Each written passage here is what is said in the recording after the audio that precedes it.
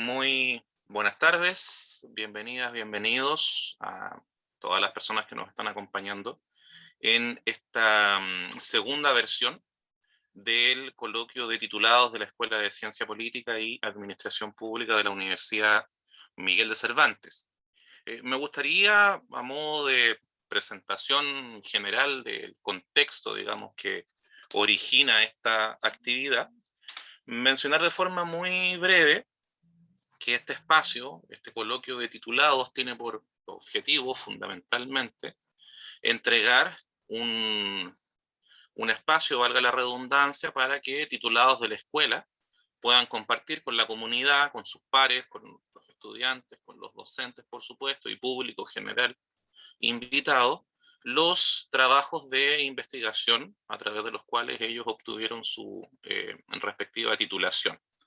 La carrera de Ciencia Política y Administración Pública inicia el primer semestre del año 2011. Tenemos 11 años de existencia como carrera. Y hasta la fecha hemos logrado titular a 52 personas. Desde el año 2015 se efectúa una modificación de la malla original y se incorpora el trabajo de tesis como modalidad de titulación. Junto con ello, se desarrolla toda una línea de investigación en la malla curricular, y estas actividades y esta instancia en particular presenta como objetivo el fortalecer en nuestros estudiantes y en nuestros titulados las habilidades de investigación como una de las tantas aprendizajes que desarrollarán a partir de lo que es su perfil de egreso. Este año tenemos el agrado de mantener una iniciativa que empezó con la dirección del año pasado, en que generamos este espacio donde, como les comento, los titulados de la carrera son los que presentan sus trabajos de investigación para la comunidad. En esta ocasión, en esta segunda versión, tenemos el agrado de contar con la presentación de la señorita Sujeit Vargas y don Alexei Rabanal, quienes, bueno, no tan solo se titularon en el proceso que se desarrolló durante el mes de enero de este año en la universidad, sino que además fueron las dos calificaciones más altas de ese proceso.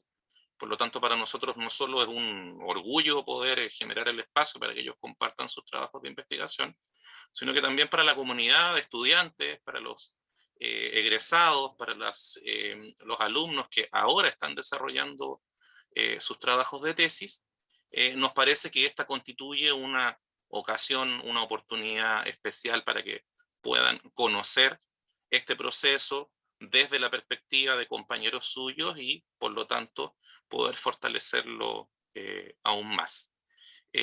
Sin más que agregar, me gustaría, si les parece, empezar con Sujeit, que ella pudiera presentarnos su trabajo, y a continuación Alexei. Luego de la presentación de nuestros invitados va a haber un espacio, por supuesto, para preguntas y consultas que las pueden dejar ya sea en el chat de Zoom o bien en el espacio habilitado de preguntas y respuestas para ser abordadas por nuestros invitados una vez que terminen su exposición.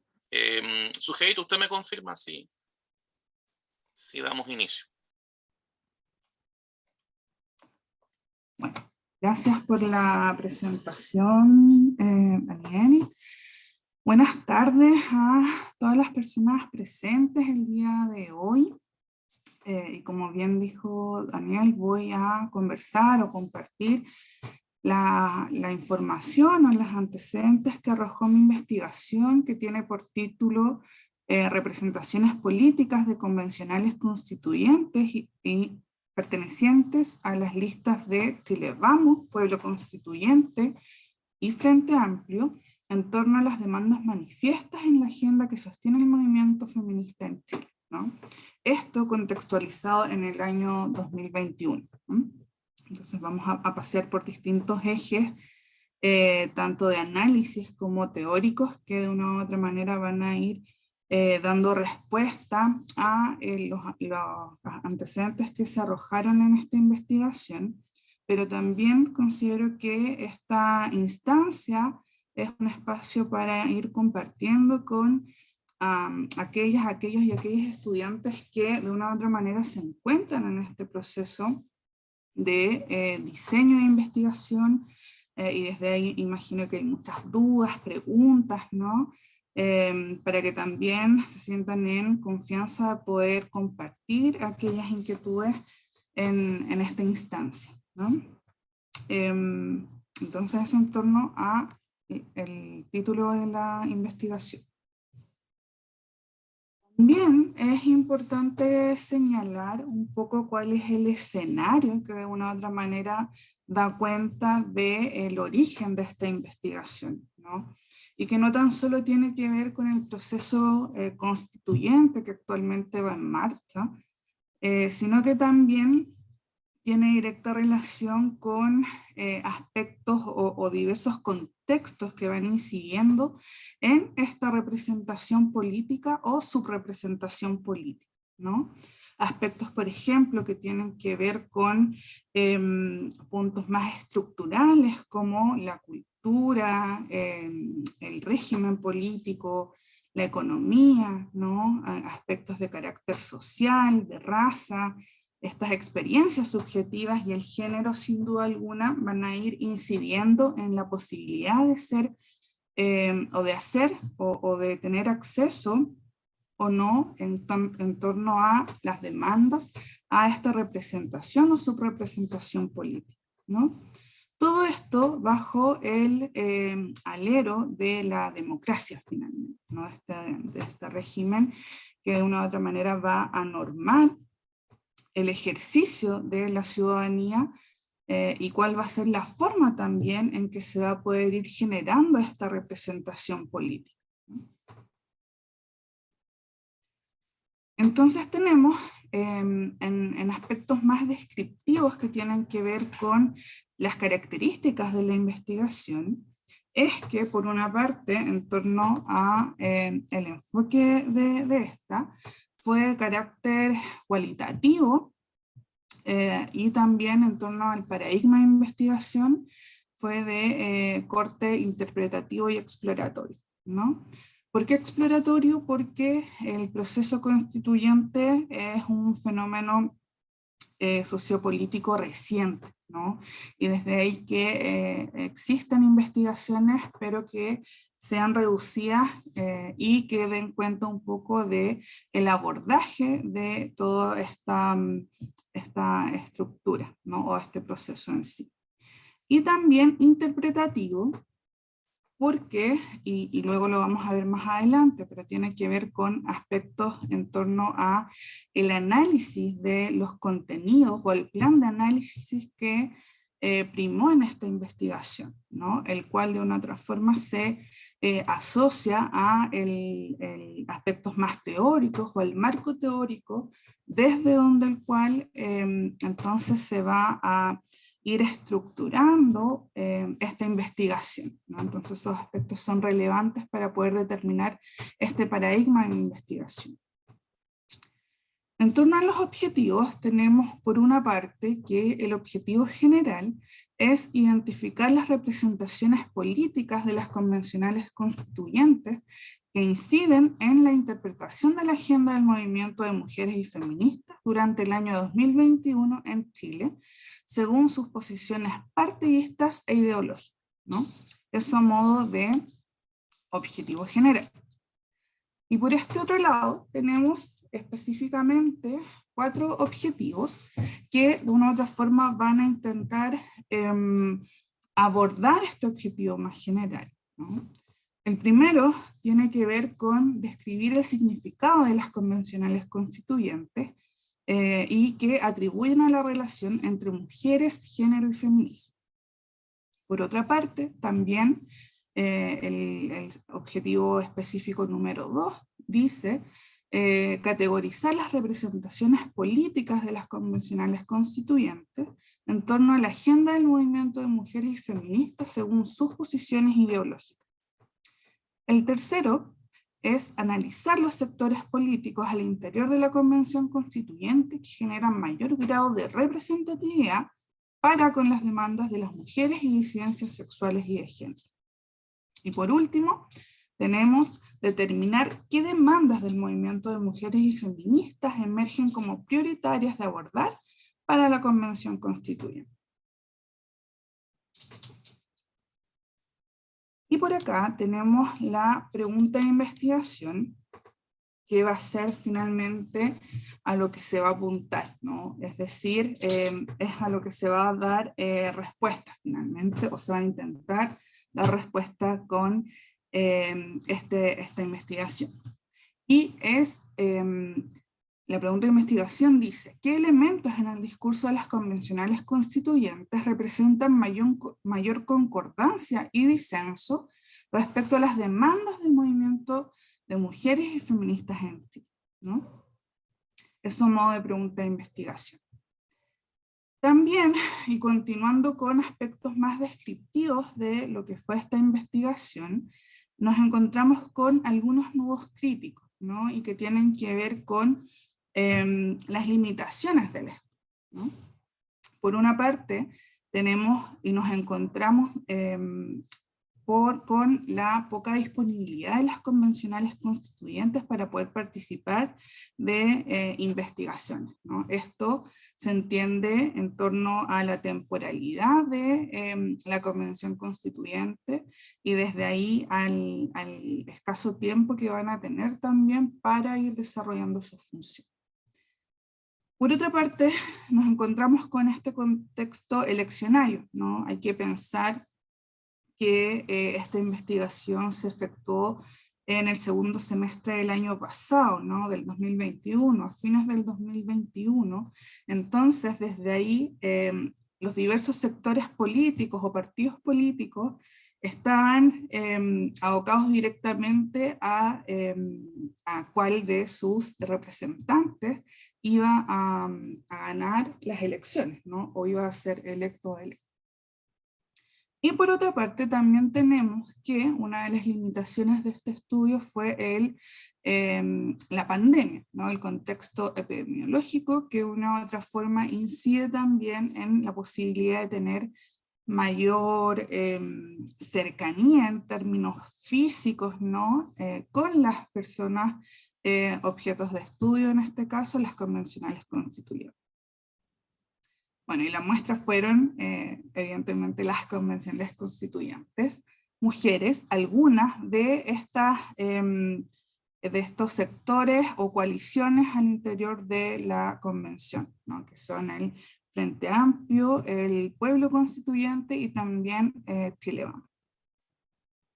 En cuanto a las técnicas de recolección de información, y dado estas limitaciones del estudio, es que se enfocó en la revisión de fuentes bibliográficas de segundo orden, ¿no? Esto a partir también de un plan de análisis que se dividió en dos partes. Por uno, tenemos el análisis de discurso, que se pudo implementar a partir de entrevistas que las convencionales constituyentes dieron en distintas fuentes de información, que fueron periódicos digitales, como por ejemplo La Tercera, 24 Horas, ADN Radio y La Nación. Y por otro lado, también tenemos que este plan de análisis se constituyó en torno al análisis crítico del discurso, ¿no? Y esto a partir de revisión de diversos géneros informativos, como periódicos de la Diario y Radio Universidad de Chile, El Mostrador y Publimetro, sobre la Convención Constituyente, Feminismo y Género, ¿no? Entonces, desde ahí, este análisis se fundamentó en estos tópicos y desde ahí que se pudo efectuar este plan de análisis. Bueno, por acá tenemos este marco histórico y teórico conceptual que les mencionaba anteriormente, el cual va a ser la columna vertebral, por así decirlo, de esta investigación. Por una parte tenemos, en una primera instancia, que el marco histórico tiene que ver finalmente con esta genealogía del movimiento feminista en Chile, pero en particular con la participación política de las mujeres, ¿no? Y disidencia sexogenérica, ¿no? Y esto como un intento también de rescate de esta genealogía y para dar cuenta de los procesos a los cuales las mujeres y disidencias sexogenéricas han tenido que, o hemos tenido que estar sujetas para conseguir ciertas categorías como el de ciudadana, ¿no? Entonces tenemos que entre los años 1900 y 1949 aproximadamente, el movimiento feminista se levantó en son de poder tener acceso a el voto, ¿no? Porque debemos recordar que recién Chile, a partir de 1949, las mujeres pudieron votar, ¿no? En las elecciones presidenciales, y en el 1934 recién se pudo tener acceso a el voto en las elecciones municipales, ¿no? Es decir, en Chile ni siquiera llevamos 100 años las mujeres pudiendo votar. Por otra parte, y en concordancia con lo anterior, de acuerdo a esta temporalidad, tenemos que el movimiento también feminista y de mujeres estuvo bien activo, o se mostró bastante activo en dictadura, en la dictadura militar de Augusto Pinochet, y esto en torno a derrocar finalmente esta forma o esta dictadura, ¿no? Y luego, a partir de 1900 al 2000, tenemos una suerte de institucionalización del movimiento de mujeres y feministas, el que se expresa en términos concretos, pero también simbólicos, con la creación del Servicio Nacional de la Mujer, hoy Servicio Nacional de la Mujer y Equidad de Género, ¿no?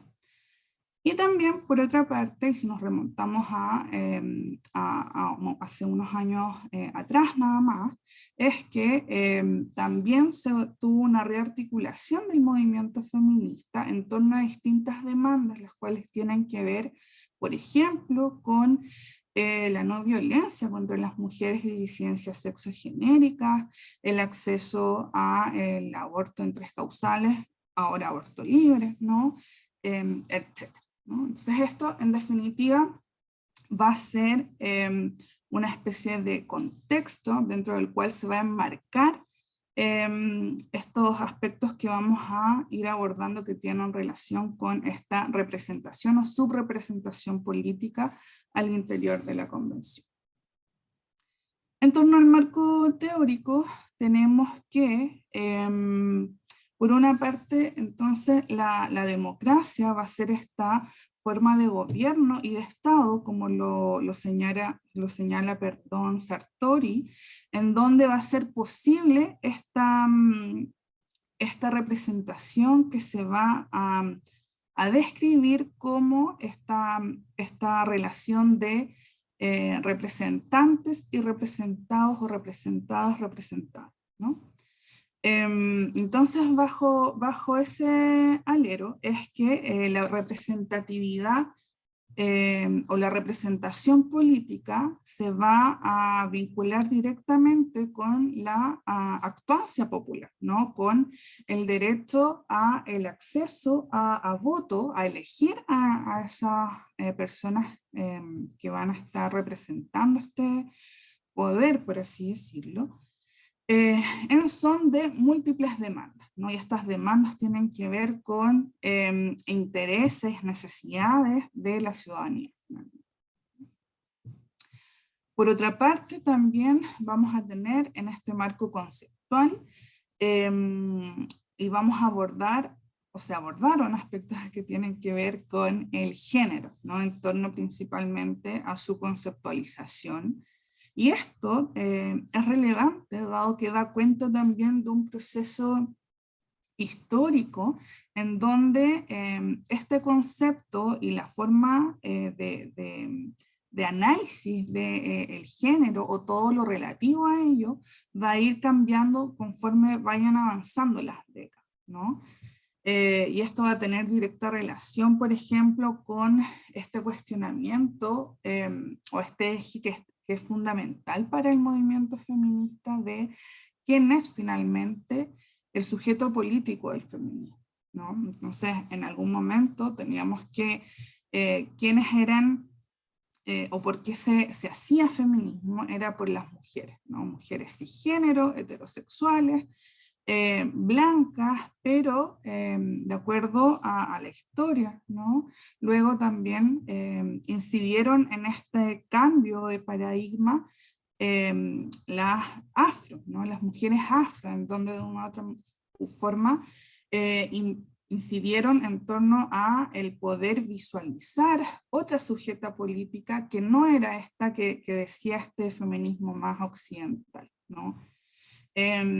Bueno, y luego de eso, esto fue más o menos en los 70, 60, luego de eso da un salto a repensar finalmente cuál es este sujeto político y ya de forma más reciente tenemos no solamente a las mujeres, sino que también a disidencias sexuales y de género, que en el fondo van a ser todas las sexualidades que no van a tener directa vinculación con esta sexualidad hegemónica, heterosexual y cisgénero, ¿no?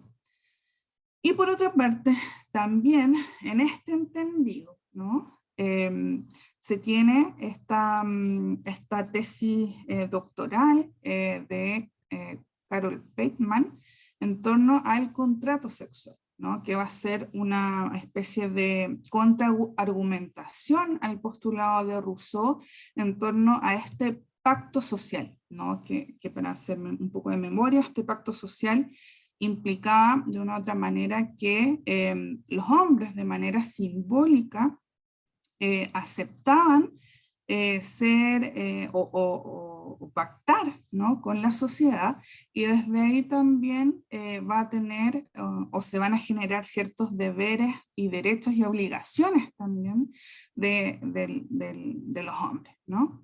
Entonces, lo que va a hacer Carol Pateman es un poco refutar o cuestionar esta idea diciendo que este contrato sexual en el fondo es, o sea, este contrato social es un pacto entre hombres y hecho por los hombres, entonces desde ahí las mujeres van a quedar excluidas y van a ser consideradas y contempladas solo como objeto, ¿no? Y desde ahí que no van a ser consideradas como sujetas políticas, ni mucho menos ciudadanas, ¿no? Bueno, una vez abordado de forma bastante rápida este marco teórico, tenemos el capítulo 3 de la investigación, que lo pueden encontrar en biblioteca por ahí si están interesadas en poder leer más en profundidad. Es este análisis de la información y resultados obtenidos, ¿no? Como les comenté, en este plan de análisis que se dividió en dos fases, por así decirlo, tenemos la primera, que fueron revisiones de entrevistas a las convencionales constituyentes en torno a distintos aspectos, ¿no? Bueno, están descritas las fuentes, y estos aspectos o ejes temáticos se subdividieron en tres, ¿no? Por una parte, perdón, tenemos convencionales constituyentes y feminismo, aversión o adhesión, ¿no? Y esto en sí está relacionado con esta posición política ideológica, ¿no? Que van a sostener las convencionales constituyentes para abogar por estos postulados feministas o no, ¿no? Y esto asociado a estas diversas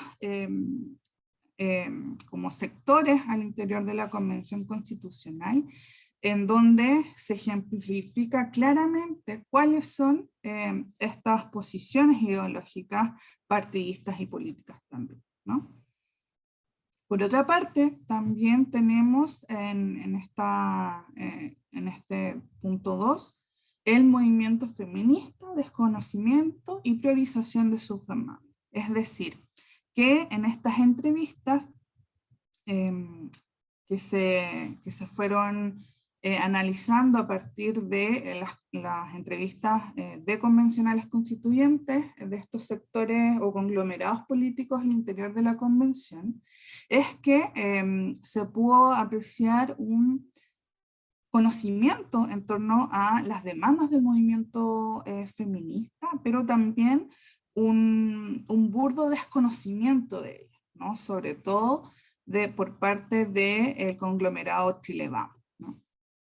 Y por último tenemos esta incorporación del enfoque feminista y o de género en la Convención Constitucional, rechazo o apruebo, ¿no? Entonces, desde ahí y siguiendo este hilo conductor de estos puntos anteriormente mencionados, es que apostaban por la incorporación del enfoque feminista y o de género, esto de acuerdo a cada posicionamiento y nota, ¿no?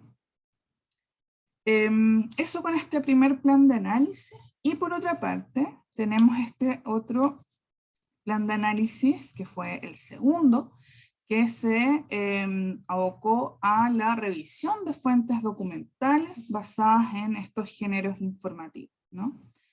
Entonces, tenemos que estos ejes temáticos fueron los que de una u otra forma rigieron en este análisis de la información y que tiene relación con cuáles van a ser estas prioridades feministas que se van a ir desarrollando al interior de la Convención Constitucional y que tienen que ver con algunos tópicos que se fueron repitiendo al analizar estas fuentes de información, ¿no? Uno de esos tópicos o ejes temáticos que se repitió con mayor frecuencia fue, por ejemplo, el de la violencia contra las mujeres, ¿no? Y pareciera en este aspecto que había una especie de consenso entre las constituyentes de Pueblo Constituyente y también del Frente Amplio en torno a que esta era un tema prioritario de abordar e incorporar al interior de la convención. Por otra parte, se tenía o se tuvo o se detectó que la transversalización del género, y en esas palabras, fue un aspecto relevante en el cual, o con el cual las convencionales recién mencionadas apostaron y trataron de una u otra manera de incorporar en las estructuras más orgánicas de la Convención Constitucional en sí, ¿no? También otro eje temático fue el trabajo de los cuidados, ¿no? El que tiene directa relación con la labor que muchas veces desarrollan las mujeres en torno a sostener a la humanidad a partir de estos cuidados, ¿no? De cuidados de la infancia, de la adultez mayor, etc., ¿no? Y por otra parte también, otro aspecto relevante y que se logró evidenciar que fue una preocupación, ¿no? Y una ocupación constante es la paridad, ¿no? Y esta paridad también recordemos que fue un aspecto que caracterizó esta convención constitucional, ¿no? Para de una u otra manera equiparar el número de representantes al interior de este órgano.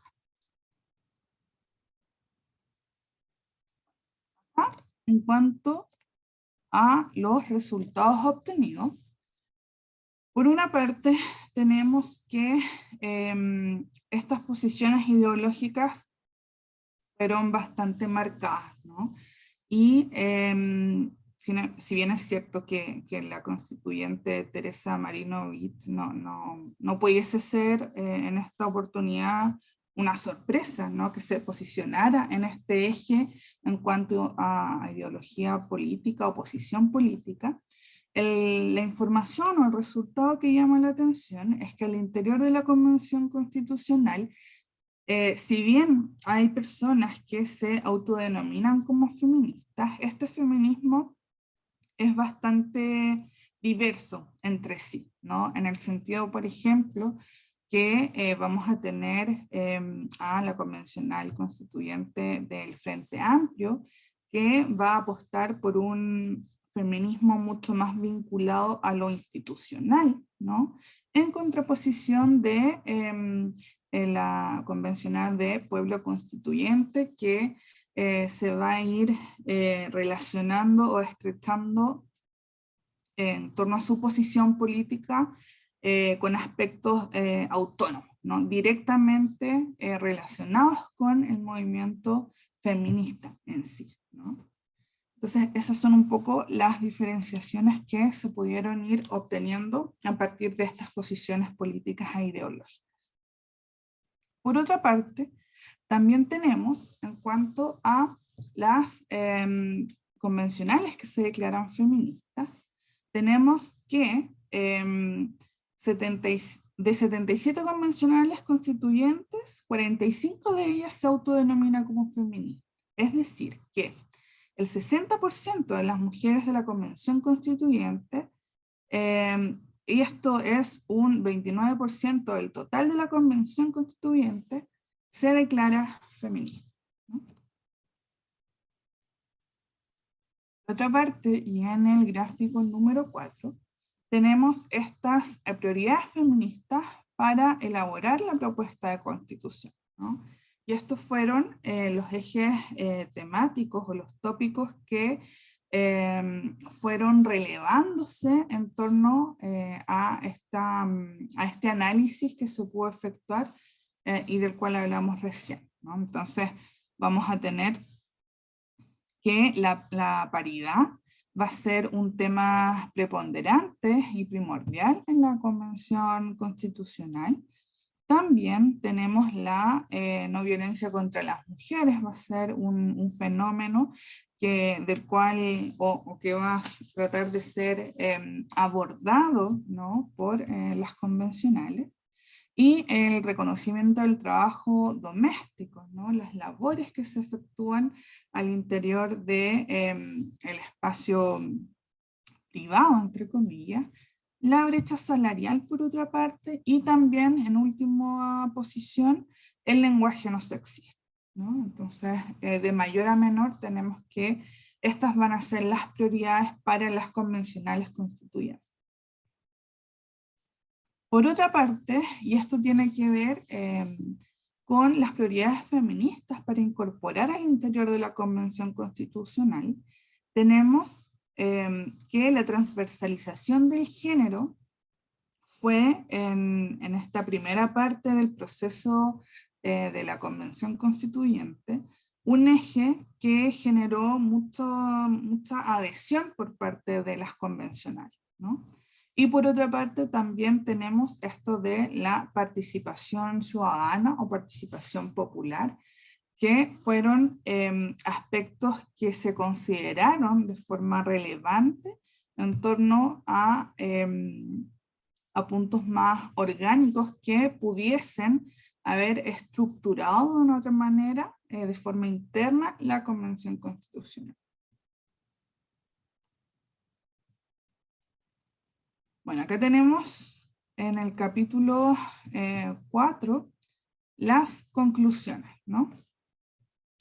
En relación a los objetivos de la investigación, en el general existe una concordancia y disenso de las convencionales constituyentes con el movimiento feminista, y esto va a estar directamente ligado a la posición política e ideológica y partidista de las listas o de los sectores que trabajan y se sitúan al interior de la Convención Constitucional, ¿no? En torno también a objetivos específicos, y acá esto tiene relación directa con estos objetivos específicos, ¿no? Tenemos que hay cierta dificultad, ¿no? Para poder abordar de forma más amplia la cuestionamiento a la heteronormatividad, a la diversidad y a las disidencias sexuales y de género, ¿no? También, a partir de ello, tenemos que van a existir entonces sectores que se van a considerar como tradicionalistas, que es el de Chile Vamos, progresistas moderadas, que es del Frente Amplio, y progresistas como Pueblo Constituyente, ¿no? Y también en una tercera posición vinculada a los objetivos de la investigación, tenemos que entonces la lista de Pueblo Constituyente y Frente Amplio van a tener o van a ir desplegando o desarrollando su quehacer al interior de la Convención Constitucional a partir de cimientos asociados al feminismo, ¿no? En contraposición con Chile Vamos. Y por otra parte, y esto tiene que ver con el punto o el objetivo específico 4, vamos a tener que la paridad, el reconocimiento del trabajo doméstico y o de los cuidados, la no violencia contra las mujeres, el lenguaje no sexista y la brecha salarial van a ser aspectos relevantes a considerar al interior de la Convención Constitucional por las convencionales que se autodenominan como feministas, ¿no? Bueno, y a modo de síntesis, para ir ya cerrando esta presentación, que no sé cómo ha estado de tiempo, espero que bien, en torno a estas conclusiones que podríamos desarrollar o compartir a partir de lo que ha sido esta investigación. Creo que es importante relevar el contexto histórico, social y político en el cual nos situamos, que de una u otra forma da cuenta de la importancia y la trascendencia de la reformulación de este ordenamiento jurídico, que va a tener directa relación a su vez con estos intereses o estos ejes que fueron arrojándose a partir de la investigación y que tienen que ver con la posibilidad de denominar o autodenominarse como sujetas políticas en torno a la participación política de mujeres y disidencias sexuales en este marco regulatorio de la democracia, ¿no? Que de una u otra forma también últimamente se ha visto un poco cuestionado o en duda, pero que de igual manera es relevante el poder ir contemplando como una posibilidad de ejercicio también de esta ciudadanía en sí, ¿no? Eso. Muchísimas gracias, Suheit, por su presentación. Demos paso de inmediato a Alexei para alcanzar a disponer de un tiempo para preguntas, para comentarios. Así que dejo a Alexei con su presentación. Ok, profesor. Bueno, ¿me escuchan bien? Sí. Sí, muy bien se escucha, Alexei. Perfecto. Primero saludar a cada uno, cada una. Muy emocionante que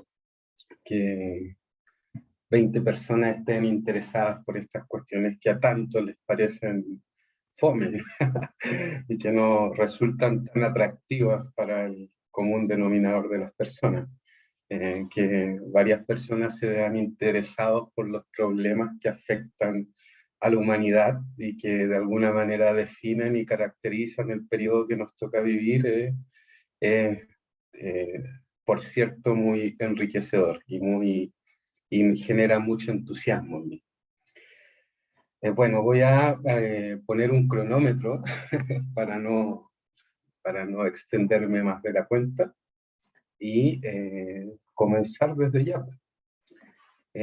Tengo Me parece que ya están viendo mi pantalla. En esa pantalla ven un título que yo cuando trabajé en esta investigación buscaba que fuera lo más elocuente posible.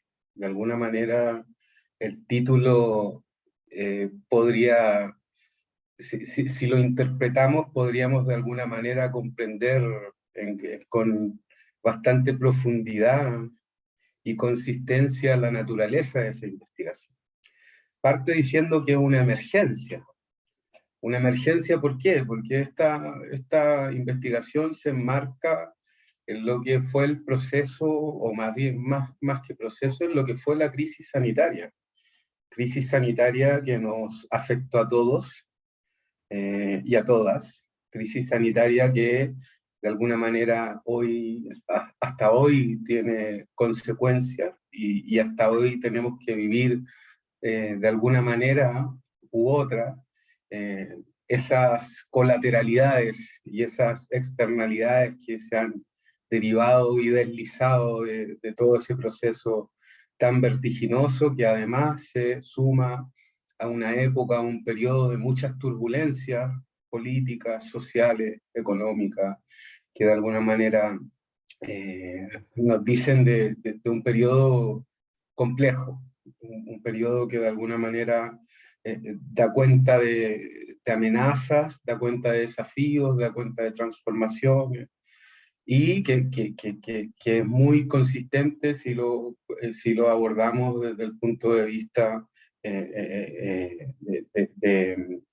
de la incertidumbre que ha generado en la opinión pública y en la sociedad en general. Bueno, además de una emergencia, además de esta situación de amenaza que hemos tenido que experimentar estos últimos años, este título habla de una implementación forzada del teletrabajo. El teletrabajo es algo con lo cual ya a esta altura, por casi forzadamente, como bien dice el título, todos ya estamos familiarizados.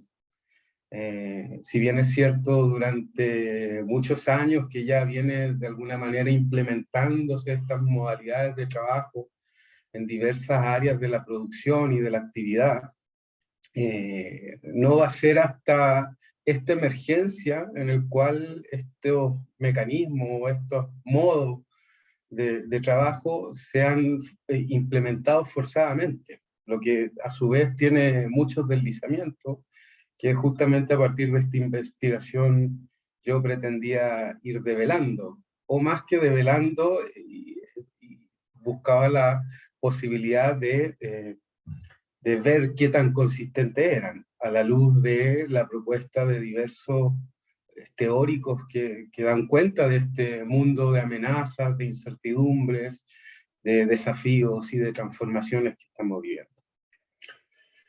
Bueno, por lo tanto tenemos una emergencia. Esa emergencia lo que desencadena es la implementación forzada de una modalidad de trabajo, y esto da cuenta de alguna manera de los riesgos y los desafíos que tenemos como sociedad, y esta investigación se centra en particular en cuáles son esos desafíos digitales, o cómo lo digital, el desarrollo informacional, el desarrollo de la expansión de las tecnologías de la información y las comunicaciones impactan en la vida de las personas, y a su vez permiten de alguna manera cubrir o navegar las turbulencias que nos ha tocado vivir este último tiempo. Como ya le había comentado, ahí en esta pueden ver de lo que le estoy hablando. Así fue forzada. Bajo estas circunstancias comenzamos a familiarizarnos con este concepto de teletrabajo. Bien. ¿Cómo formulamos o cómo formulo yo el problema de esta investigación? En la sociedad estamos en un periodo que de alguna manera está caracterizado por esta amenaza, que está caracterizado por crisis ambientales, por crisis económica, y con evidentemente todas las secuelas y las consecuencias que esto tiene. Evidentemente no podemos calificar una pandemia como un problema propio de la contemporaneidad o de la modernidad. Existen diversos antecedentes que refieren sobre fenómenos de similar tenor en épocas muy pasadas, pero siempre de alguna manera la modernidad como que de alguna manera facilita o tiene algunas, toda esta expansión tiene algunas colateralidades. Por lo tanto, no podemos tampoco desconocer que la propagación de los virus tiene necesariamente una relación directa con los sistemas de transporte, con los sistemas de conectividad y con la expansión de la ciudad y los grandes centros urbanos. Por lo tanto, de alguna manera, este es el contexto, una dimensión del contexto en el cual yo sitúo esta investigación.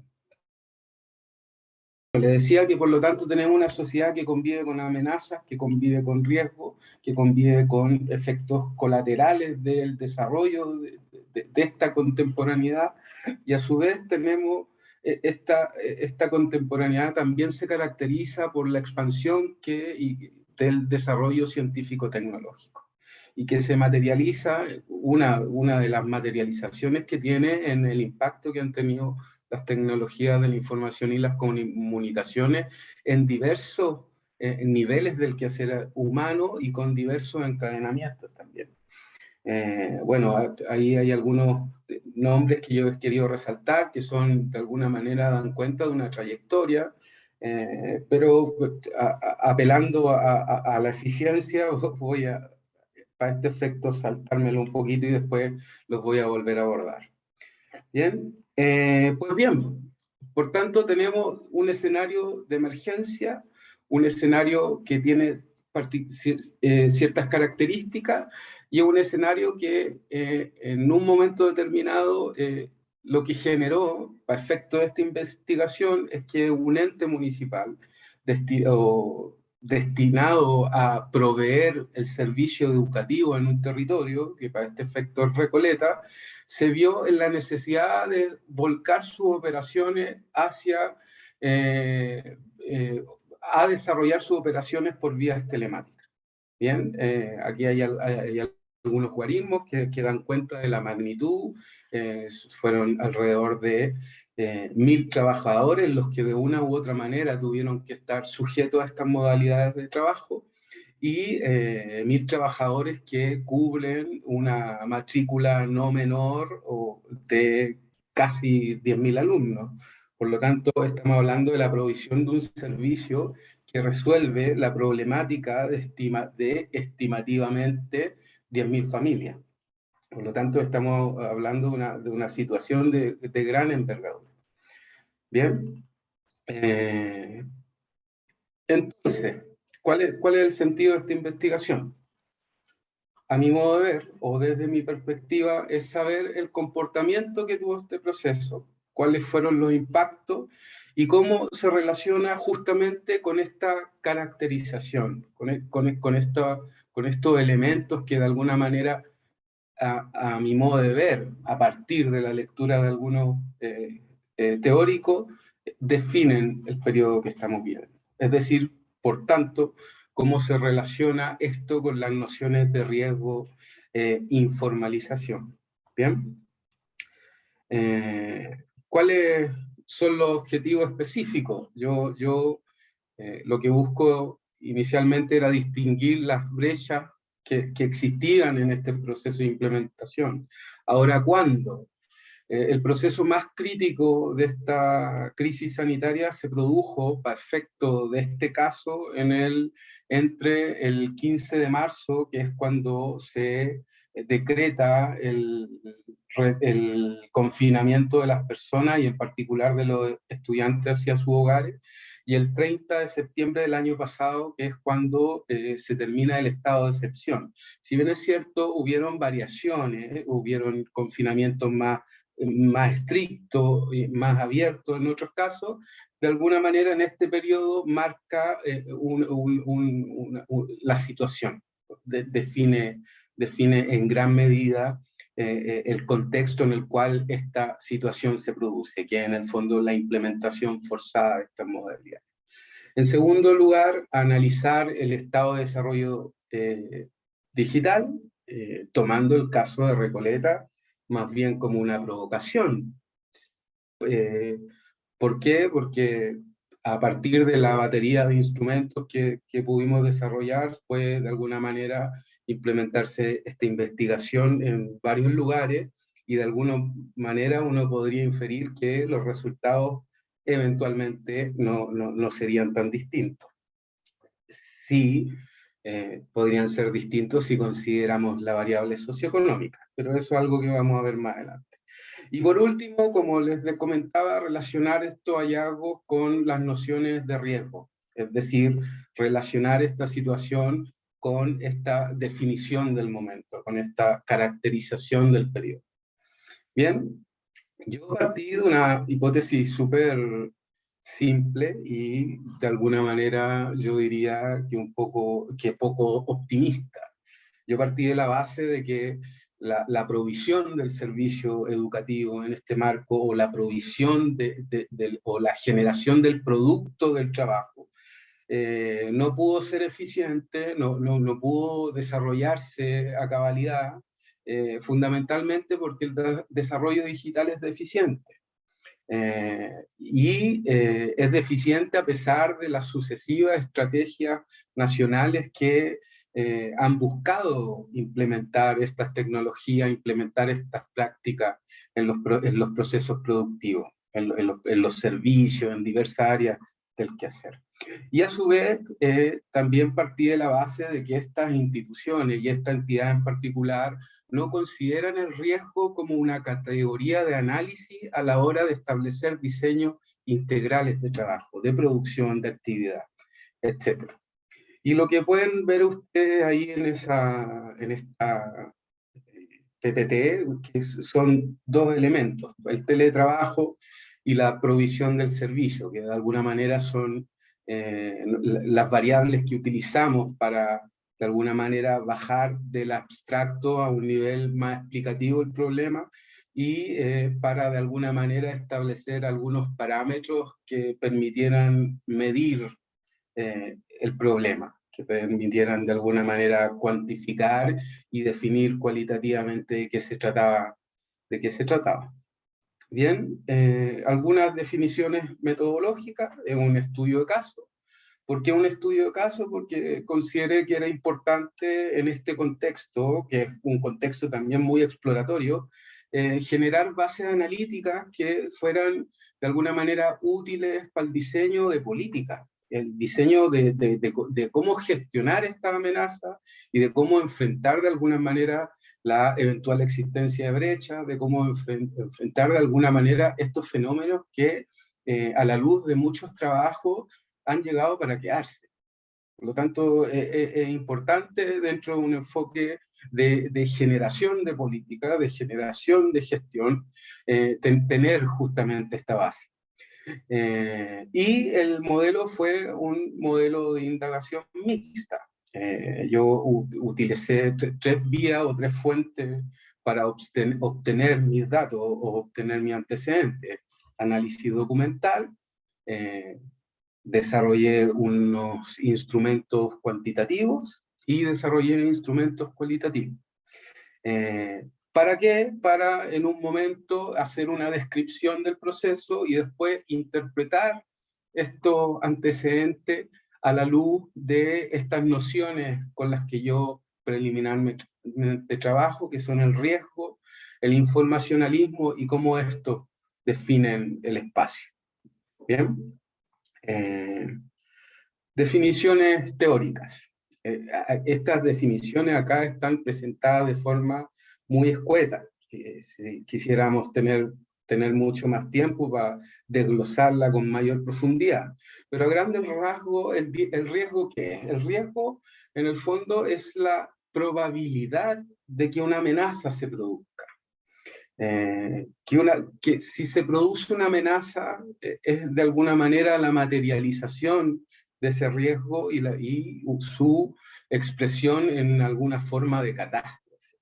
El riesgo, por lo tanto, tiene mucho que ver con la probabilidad. Es una noción de alguna manera que es consistente con la idea de prever, de alguna manera de prepararse hacia adelante. Tiene mucho que ver también, a mi modo de ver, con la prospectiva. Y en términos simples, las sociedades contemporáneas conviven con el riesgo y están expuestas a amenazas. Aquí yo muestro a algunos teóricos. Beck plantea que lisa y llanamente vivimos en una sociedad del riesgo, que de alguna manera el riesgo define nuestra sociedad y de alguna manera la producción, la industria, todos los procesos están sujetos a cómo de alguna manera sorteamos este riesgo, cómo enfrentamos este riesgo.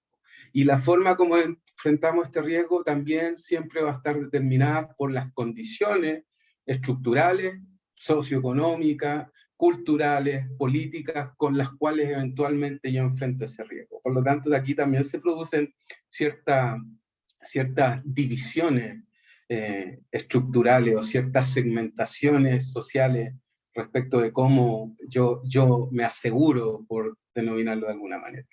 Giddens, que también se preocupa de estos temas, pero que nos habla de alguna manera de una contemporaneidad o de una modernidad que está desbocada, que de alguna manera todos los desarrollos que hemos logrado y todos los progresos y todos los grandes avances que se han logrado a través del desarrollo científico-tecnológico también tienen sus colateralidades.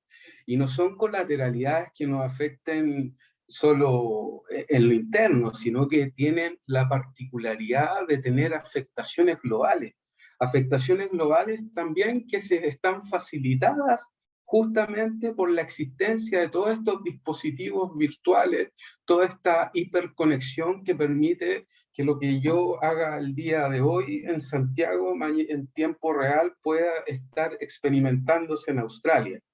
Por lo tanto, de eso es lo que nos plantea Giddens. Castell nos habla de que de alguna manera estamos en una situación en la cual ante esa amenaza, ante esas situaciones, los individuos, los sujetos se dan cuenta y son conscientes de alguna manera de cierta vulnerabilidad y están arrojados a la búsqueda permanente de una seguridad que algunas veces puede ser también espuria. No sé, un buen ejemplo es elevar la reja de acceso a la vivienda bajo el supuesto de que me van a hacer un portonazo. Y ahí se producen otros fenómenos que tienen que ver con la heurística y cómo de alguna manera uno construye subjetivamente también esas probabilidades. Y por último, y no sé si es conveniente decir por último, sino más bien también previamente, Bauman nos habla que estamos viviendo en un periodo donde la condición del individuo cambia, donde el individuo de alguna manera está sufriendo un proceso de individualización y ya no está sujeto a las certezas ni a las verdades que le había otorgado otrora la modernidad, la razón instrumental, el cálculo, la tecnificación, sino que estamos ante un individuo que es de alguna manera arrojado una transformación, arrojado una contingencia y que por lo tanto permanentemente tiene que adaptarse, que tiene que readecuarse, que de alguna manera es un individuo que opera también de alguna manera conectándolo con Giddens, con la idea de sustentarse a sí mismo, de la sustentabilidad, de una sustentabilidad de orden ecológica. Por lo tanto, de alguna manera, es muy consistente lo que plantean todos estos teóricos respecto de una definición del momento, y justamente de acá se desprende este concepto que es tan práctico para efecto de la implementación o de la ejecución de lo que fue esta investigación. Y en segundo lugar, el informacionalismo, que de alguna manera estamos en una época en la cual el desarrollo científico-tecnológico define en gran medida diversas dimensiones del quehacer humano.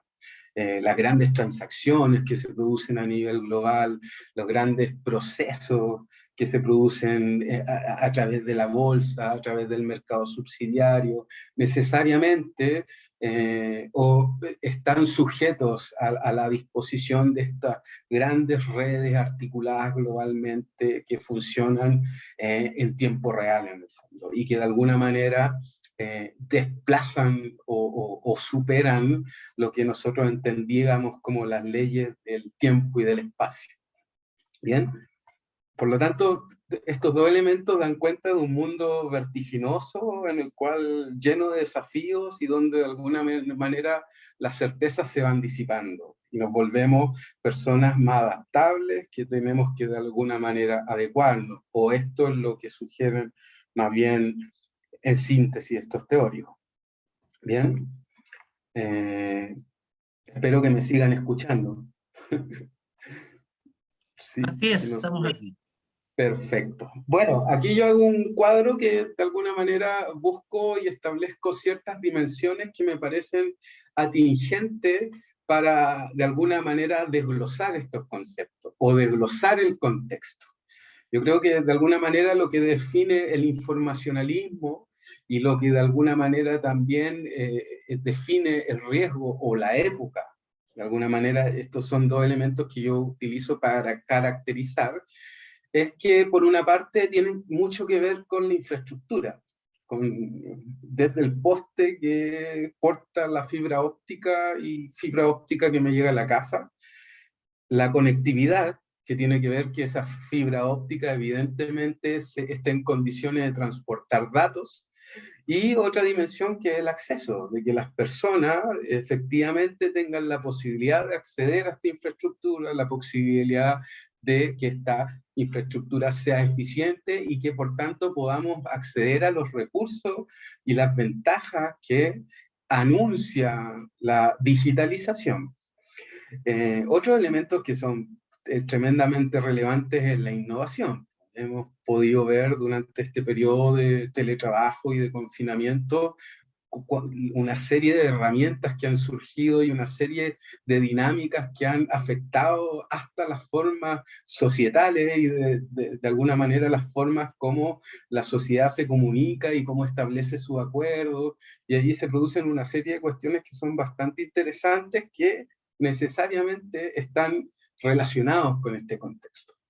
Bueno, la comunicación, que es como un perogrullo cuando hablamos de tecnologías de la comunicación, la cualificación digital, un elemento que evidentemente es una condición necesaria de alguna manera para entrar en la era, la sociabilidad virtual, lo que ya les esbozaba cuando comentaba lo de la innovación, los efectos colaterales, que no solo son efectos que se remiten a la situación digital o informacional, sino que tienen que ver con las diversas dimensiones que tiene el mundo contemporáneo, y cómo de alguna manera nosotros, a partir de la comprensión de todas estas dimensiones, de la comprensión de este contexto, asumimos que una condición necesaria para enfrentar la vida en esta contemporaneidad tiene en gran medida que ver con cómo gestionamos estas amenazas, cómo de alguna manera buscamos mecanismos que nos permitan mitigar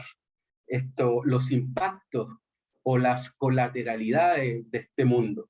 Por tanto, también hablamos de un mundo que sugiere ser eficientes, que sugiere ser sustentables, que nos hablan de que tenemos que en el fondo gestionar el riesgo.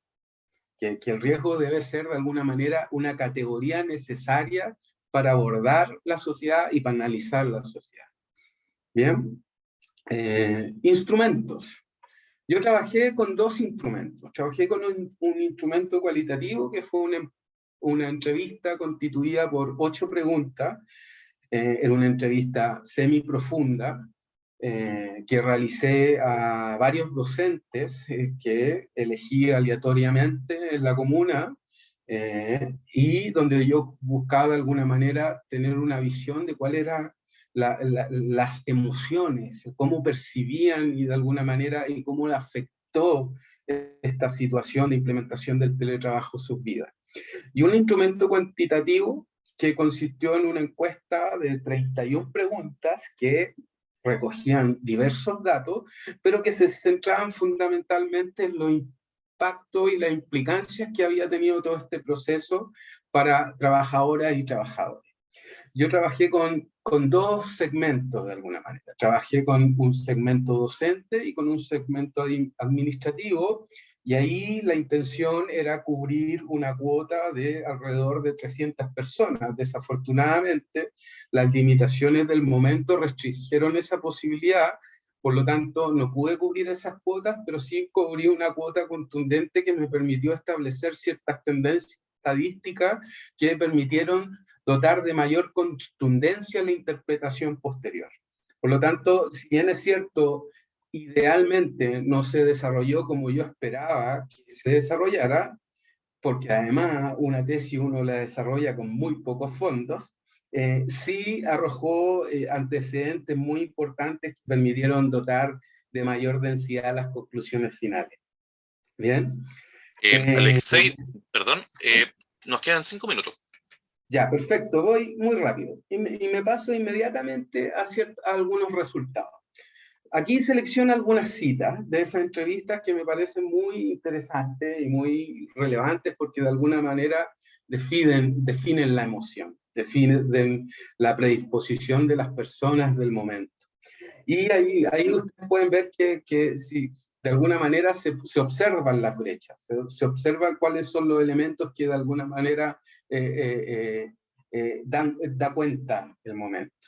El acceso a Internet, la baja tecnologización, personas que manifestaban que ni siquiera sabían prender un computador, docentes que manifestaban que existió un retroceso desde el punto de vista académico, y otros además mecanismos que parecen procedimentales que de alguna manera dan cuenta de que el problema se abordó no con la intención de resolver la base del problema, sino más bien se buscó resolverlos procedimentalmente. Bueno, esto pueden también encontrarlo en la tesis, yo si ustedes quieren les puedo enviar esto para que tengamos más tiempo. Desafortunadamente me desconecté, así que eso lo limita. Aquí hay otra cita, por lo tanto, que dan cuenta también de cómo la situación de los docentes y los trabajadores fue agobiante, cómo se vieron abrumados, cómo se vieron, de alguna manera, vieron incrementadas sus cargas laborales, cómo esto afectó el desarrollo de su vida familiar y las diversas afectaciones que esto puede haber tenido a nivel doméstico. Bien, que dan cuenta de alguna manera de una situación de un importante agobio por parte de las personas que estuvieron, por lo menos en el caso de los profesores, sujetos a estas modalidades. Y lo que arrojaron en esta entrevista, que desde el punto de vista de la infraestructura, la conectividad y del acceso, se observa que hay un acceso asimétrico a recursos digitales, caracterizado por una brecha socioeconómica. Si yo implemento esta batería de instrumentos en la dehesa, probablemente va a arrojar otros resultados, pero en las periferias, en comunas con presupuesto mucho más bajo, no, estos son los resultados que probablemente arrojen. En segundo lugar, respecto de algunos elementos que son consustanciales de la informalización, se ve que es baja, que hay un déficit respecto de la cualificación. La gente sabe usar sabe convivir con las tecnologías, pero no necesariamente sabe usarlas convenientemente. Y por último, respecto a los efectos colaterales y de enfrentar la amenaza, se ve una reducida capacidad de gestión frente a la emergencia. En el fondo, de alguna manera, cuando esto se produce, esta institución en particular se va a foja cero. No sabe qué hacer. Bien, ahora unos datos cuantitativos que nos arroja la encuesta. Yo destaqué algunos, son 31 preguntas, pero destaqué algunos que me parecen muy relevantes y que son consistentes con la dimensión cualitativa. que es el primero que me llama mucho la atención, es la estación del trabajo. Más del 40% de las personas, y casi el 60% de las personas, no tenía un área habilitada para trabajar en estas condiciones. Y muchas de esas personas, de hecho el 80%, tenía que compartir esos recursos y esta área de trabajo con otras personas. Por lo tanto, de alguna manera, el régimen doméstico y el régimen de trabajo, cuando se interceptan, producen contradicciones de alguna manera que van mermando el bienestar de los trabajadores. Es interesante también el hecho de que muchas personas, más de un 20%, desarrollaron estas operaciones desde su dormitorio. Por lo tanto, si uno considerara, por ejemplo, las afectaciones que pudiera haber tenido este periodo en los estados de salud, de bienestar, o el estado de condicionantes físicas de las personas, de alguna manera podrían ser explicados tentativamente desde acá. Y aquí se observa dolencias durante el teletrabajo. Más del 90% de las personas acusan que sufrieron dolencias y más del 70%, casi el 80%, acusa que tuvo que consumir algún tipo de medicamento. Por lo tanto, estamos ante situaciones de riesgo amenazantes que necesariamente las instituciones necesitan abordar más integralmente. Y la mayoría de las personas califica el proceso como un proceso de con conceptos que tienen que ver con conceptos de alguna manera optimistas, con el aprendizaje, con la adaptación, con el desafío. Evidentemente hay quienes consideran que esto fue una situación caótica, que fue solo incertidumbre, pero de alguna manera aquí se observan como varios momentos, un momento de incertidumbre, de abrumación, un momento de adaptación y un momento de aprendizaje que es interesante observarlo porque evidentemente lo que sugiere es que si volvemos a entrar en una situación de similares características, serían otros los problemas que tendríamos que abordar. Bien, conclusiones. En términos generales se ve un avance en la informalización, en el desarrollo digital. Hay un aprendizaje, hay una adaptación.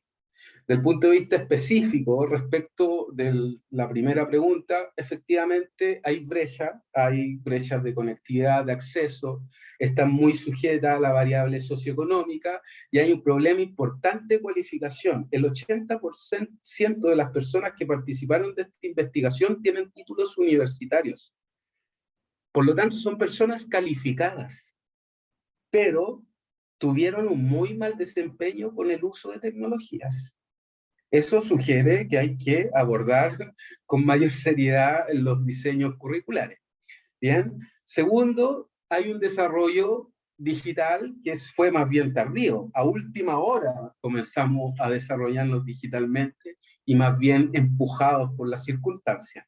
En tercer lugar, hay procesos de modernización que tienen una variable material, pero que desde el punto inmaterial resultan inconsistentes y que de alguna manera no hay un todo orgánico que permita de alguna manera dar un uso eficiente a esta tecnología y que esto pueda materializarse en una provisión de servicios o una producción de insumos o de mercancías que sea a su vez también eficiente. Y evidentemente el riesgo no está considerado como una categoría de análisis en los procesos de gestión, en los procesos de diseño, etc. Bueno, la hipótesis de alguna manera se comprueba, pero no podemos acusar que es exclusiva responsabilidad del ente ejecutor. Necesariamente tenemos que entenderlo como un fenómeno multifactorial que tiene que ver con la política del Estado y la sucesiva estrategia de digitalización, que si bien es cierto, se acusa que hubiera surgido la masa crítica que da cuenta de un sujeto ciudadano digital, no necesariamente estamos ante un ciudadano digital, más bien estamos atrasados en ese proceso. Bueno, aquí yo rescato algunas cuestiones relativas al aporte disciplinario. Evidentemente es un tema relevante. Hoy día el 30% de las personas ocupadas laboralmente en Santiago podrían desarrollar sus actividades por medios telemáticos. Eso es de una envergadura extremadamente significativa. Esto va a definir las relaciones futuras del trabajo, las relaciones normativas, las relaciones societales, tiene afectaciones que de alguna manera van a definir hacia futuro cómo establecemos nuestros cuadros normativos y cómo convivimos. Por lo tanto, es extremadamente relevante. Es un desafío para las instituciones, tiene sus derivaciones sociales y evidentemente el ejercicio genera bases analíticas que son indispensables para el diseño de políticas públicas o para el diseño de planes de intervención. Finalmente, se observa que las estrategias de desarrollo digital que han sido sucesivas a nivel nacional, que parten con el proceso de modernización del Estado en el gobierno de Frey, si bien es cierto, han tenido significativo avance, aún siguen siendo extremadamente deficientes. No obstante, Chile es uno de los países que cuenta con una de las mayores infraestructuras digitales a nivel continental. Por lo tanto, si nosotros estamos en una situación deficiente, analicemos comparativamente la situación a nivel latinoamericano. Podría ser eventualmente dramática. El señor Piñera el año pasado hablaba de que se había creado la masa crítica suficiente para reimpulsar un nuevo proceso de modernización del punto de vista digital. De hecho, ahí se suscribe lo que es la ley de digitalización del Estado. Yo trabajo para el Estado y me doy cuenta día a día que lisa y llanamente no están necesariamente dadas las condiciones para llevar hacia adelante ese proceso basado en el optimismo que el presidente acusaba. Hay problemas de gestión, hay problemas de cualificación, hay problemas de cómo a partir de estas tecnologías proveemos esos servicios y evidentemente hay mucho riesgo, hay muchas y hay mucho aislamiento. Quisiera terminar esto con algo que a mí me llama mucho la atención, que es un trabajo de Alasdair MacIntyre. Y Alasdair MacIntyre refiere de que nosotros somos una especie animal. Y en tanto especie animal necesitamos de otros miembros de nuestra misma especie para desarrollarnos, para florecer de alguna manera, para desarrollar nuestras potencialidades. Es interesante, a partir de esa definición, preguntarnos quizás si todas estas ventajas que acusa la tecnologización, la informalización y todos estos dispositivos virtuales son suficientes para cubrir esta necesidad social, para cubrir o si de alguna manera suplen esta necesidad de relacionarnos. Eso. Muchas gracias y siento mucho que se hayan producido estas fallas técnicas. Perfecto, Alexei. Muchísimas gracias a usted, muchísimas gracias a Suhey. Muy interesante ambos temas, de hecho, bueno, se prestan para extender el análisis en varias direcciones. Lamentablemente nos quedamos sin tiempo, así que espacio formal para preguntas no vamos a poder incluir, pero no puedo evitar de forma muy general hacer una suerte de reflexión orientada quizás a la visibilización que en ambas investigaciones se hace respecto de temas, respecto de lecturas, de enfoques, de conceptos que o bien su significado se asume, como suele suceder con el movimiento feminista, que hay una significación que se suele asociar, digamos, a la idea de feminismo, y que al momento de leer a las teóricas nos percatamos que no se refleja, digamos, en cuanto a los planteamientos de estas autoras. O bien conceptos que derechamente no se piensan o no se examinan, como por ejemplo son las nociones de riesgo y sobre todo la asociación entre certeza que nos entrega la tecnología y la misma noción de seguridad respecto de su presencia. Creo que en el caso de ambos trabajos el principal aporte tiene que ver con esa invitación Y esa es una invitación, esa invitación reflexiva, es una invitación que guarda relación directa con el proceso de formación que nosotros intentamos en la carrera, donde justamente nuestra idea es que desde lo político se puedan examinar estos distintos movimientos, estos distintos conceptos, estas distintas visiones para efectivamente no caer, digamos, en estos significados asumidos o significados lisa y llanamente omitidos. Les quiero extender un fuerte agradecimiento a ambos. Sepan que la escuela está muy contenta de haberlos formado, digamos, en estos años de licenciatura, y nos sentimos muy orgullosos de que sean ustedes la carta de presentación del proyecto que nosotros intentamos impulsar. Les agradezco y aprovecho también de agradecer el esfuerzo de conexión de todos los asistentes. Esta charla va a estar disponible en el canal de conferencias de la universidad próximamente. Nosotros les haremos llegar la información de cuándo va a hacer eso, para que también puedan revisitarla y, bueno, recomendarla a todos aquellos que también tengan interés en ver estas materias tan relevantes, como dijo Alexei. Muchísimas gracias una vez más y muy buenas noches. Buenas noches a todos y a todas. Adiós, que estén bien. Chao, que estén muy bien.